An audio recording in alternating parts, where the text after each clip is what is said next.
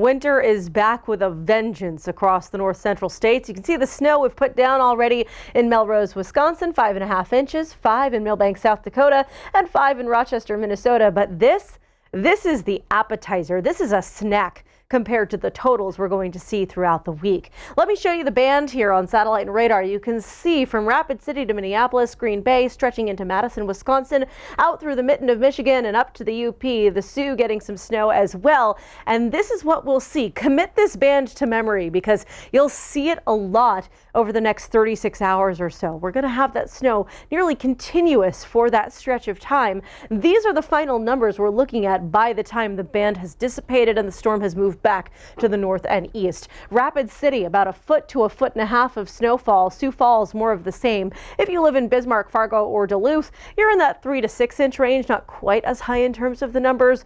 But wait, there's more. I saved the best for last. We're going to dig into Minneapolis, where we could see up to 2 feet of snow, and I think we will have significant problems in the Twin Cities. Rapidly worsening travel throughout the day, blowing and drifting snow with dangerously gusty winds, life-threatening travel overnight, to the point that I really do think the airport will get shut down because this storm will be so significant. If you have flights planned out of MSP, make sure you're checking in on them. I would not be surprised to see them delayed or canceled. Here's your AccuWeather wintercast for Minneapolis, Minnesota. Again, 1 to 2 feet possible between right now and 7 p.m. on Thursday. That's a lot of snow. And despite the fact that, yes, Minneapolis has a reputation of being a somewhat wintry city, 2 feet is not exactly normal. It's actually somewhat rare to get all of that snow at once in the city of Minneapolis. This is a look at the top 10 snowstorms in Minneapolis in the recorded history. And as you can see, the top storm is the Halloween storm of 1991.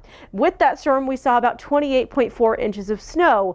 If we see 2 feet of snow out of this current storm, that will be number 2 on the list of historic storms in Minneapolis. We're also looking at an icing threat here. You can see the magenta across southern Wisconsin, northern Illinois, stretching out through the mitten right into Detroit. That's where I think we could have significant impacts in terms of icing, especially on bridges and overpasses. Sidewalks as well, trees, power lines. It's just bad news bears here. A little further out, you can see the lighter pink across I-90, I-75. Stretching out towards Chicago, Des Moines, and Lincoln, Nebraska. We could see some icing issues there as well with sleet and freezing rain. It's just not quite as widespread as the magenta area around Detroit. Again, looking at nasty travel conditions, and I do think power outages, even widespread power outages, are possible. Here's your AccuWeather wintercast in Detroit, Michigan. 1/4 to 1/2 inch of ice expected through 10 a.m. on Thursday. This will make for dangerous travel conditions, so if you can stay off the road, I highly suggest it.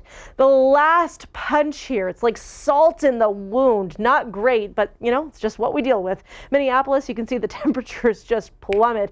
Thursday and Friday, we're back in the teens, 11 degrees by Friday afternoon in Minneapolis, 4 degrees Friday in Sioux Falls. That cold air intruding in a hurry as this storm leaves. Hey, thanks for watching. If you enjoyed this video, check out these other videos here and be sure to subscribe for new content and the latest weather news from AccuWeather.